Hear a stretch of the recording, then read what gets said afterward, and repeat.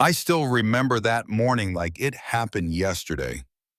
My daughter, her name's Ava Washington, was walking down the crowded hallway of Ridgeport High, just trying to keep her head down. 16 years old, bald from chemo, wearing that bright yellow head wrap she loved. A paper ball hit her shoulder, then another. She turned around and saw three boys grinning, whispering something that made the crowd snicker. When the tallest one, Brady, reached out to yank off her wrap, his hand stopped midair. Because I was standing right there holding his wrist like a vice, the whole hallway froze. "Mr. Washington, I thought you were still overseas," he stammered. "I was," I said quietly, looking him dead in the eye. "Now I'm home. See, I'd been deployed for months, wrapping up what I thought would be my final Navy SEAL mission.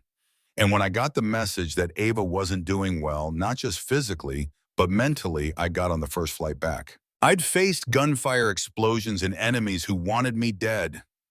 But nothing terrified me like walking into that school and realizing my little girl had been fighting a war all by herself. Ava used to be unstoppable, top of her class, star of the track team, full of life. But after cancer hit, everything changed. The friends who once cheered for her on the field wouldn't even sit near her at lunch. Teachers gave her pity instead of respect. And then came Brady Collins, rich kid dad's a local developer who basically owned the district. The kind of family who thinks rules are optional. He'd asked Ava out once, and when she turned him down, his pride couldn't handle it. So when she got sick, he saw his chance to get even. At first it was subtle, bumping into her by accident, knocking her books down. Then it got cruel.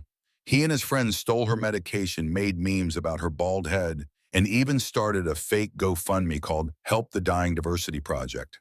When she reported it, the principal, Mr. Palmer, a man with the backbone of a wet napkin, told her, "Boys will be boys." That was the moment I decided to stop playing nice. I started small, observing, documenting. You don't survive 25 years in the SEALs without learning patience. I took photos of vandalism, screenshots of threats, every dismissive email from school officials. I reached out to an old teammate, Hawk Ramirez, who'd gone into law. He told me build the case like a mission. Every lie has a trail. So I did.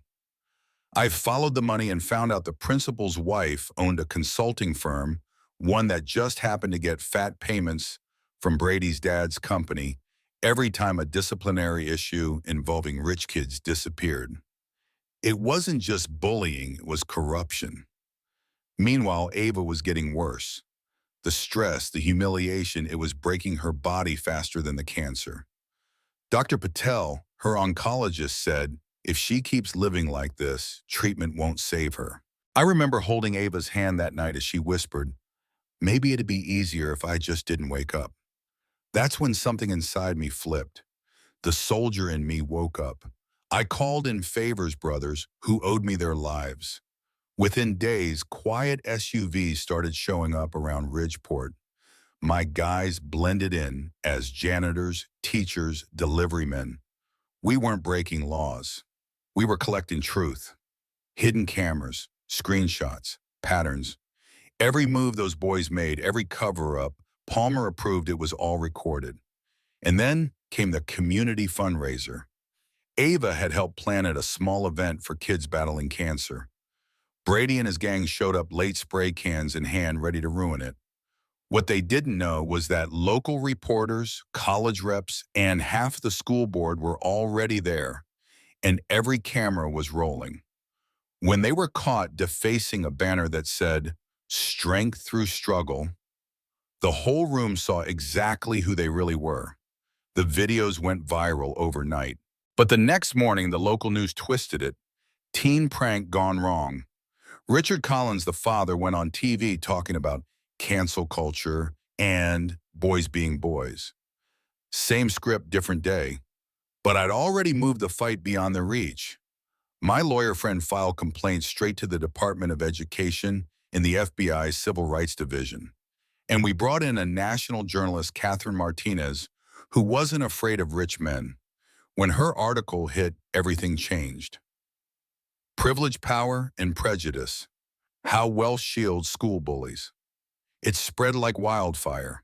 Suddenly, those same officials who ignored Ava were tripping over themselves to act like heroes. But the Collins family didn't go quietly. They hit back lawsuit smear campaign, even had cops show up at my house with a bogus search warrant. They said I was unstable, paranoid, unfit for duty. Classic tactic, discredit the soldier, protect the system. And just when I thought it couldn't get uglier, Richard Collins's wife Elizabeth reached out, black eye, trembling hands. She said, "He's been grooming our son to be just like him. I can't stay silent anymore." She handed me files, bribes, hate group donations, even emails tying his company to extremist networks. The FBI took it from there. But the final straw came when those boys decided to take it further, planning to vandalize my house while Ava was at chemo. The FBI watched as they pulled up in Collins's company truck and with bats and gasoline. And then surprised Richard himself showed up giving them instructions like a mob boss. "Remind them of their place," he said. That one sentence caught on tape ended everything. They arrested him on the spot, hate crimes, bribery, conspiracy, even obstruction of justice. And when he tried to explain it away, he made it worse, admitting this whole vendetta started years earlier because I'd flagged one of his shady defense contracts overseas. The man had risked a child's life to get revenge. 6 months later, Collins was behind bars. The school board was purged, the principal resigned, and the district finally implemented real protections. But the best moment, sitting in that hospital room when Dr. Patel smiled and said Ava's scans are clear. For the first time in a year, she was cancer-free. Now she runs a small nonprofit called Fighting Multiple Battles, helping other kids like her who face illness and discrimination. The irony, one of her volunteers is Brady Collins. After therapy and restorative justice, he came to her and said, "I want to help undo what I did."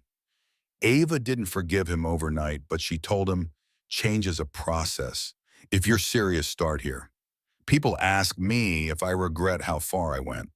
Calling in SEAL buddies going public, risking my career. And I tell them this: when a system's built to protect bullies, you don't fix it by whispering, you expose it with everything you've got. The truth is, Ava taught me more about strength than the Navy ever did. She showed me that sometimes the bravest fight isn't on the battlefield, it's in the school hallway, in a hospital bed, and in the quiet moments when you choose to keep going, even when the world tells you to quit. So let me ask you, if it was your kid, would you stay quiet? Or would you burn down the system that let it happen? Drop your thoughts in the comments, because this story isn't just about us.